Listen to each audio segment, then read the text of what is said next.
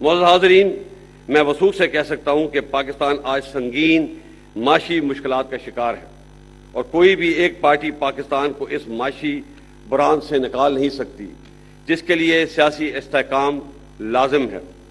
اب وقت آ گیا ہے کہ تمام سٹیک ہولڈر اپنی ذاتی انا کو ایک طرف رکھتے ہوئے ماضی کی غلطیوں سے سیکھیں اور آگے بڑھیں اور پاکستان کو اس بحران سے نکالیں۔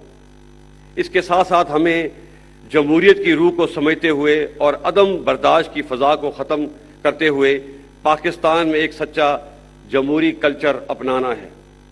2018 کے الیکشنوں میں بعض پارٹیوں نے RTS کے بیٹھنے کو بہانہ بنا کر GTV پارٹی کو سلیکٹڈ کا لقب دیا اور 2022 میں اعتماد کا ووٹ کھونے کے بعد ایک پارٹی نے دوسری پارٹی کو امپورٹڈ کا لقب دیا۔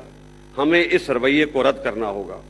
ہار جیت سیاست کا حصہ ہے اور ہر پارٹی کو اپنی فتح و شکست کو قبول کرنے کا حوصلہ پیدا کرنا ہوگا تاکہ اگلے الیکشن میں ایک امپورٹڈ یا سلیکٹڈ گورنمنٹ کے بجائے الیکٹڈ گورنمنٹ آئے۔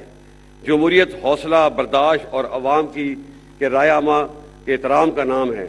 اگر پاکستان نے آگے بڑھنا ہے تو ہمیں عدم برداشت اور میں نہ مانوں کے رویے کو ترک کرنا ہوگا۔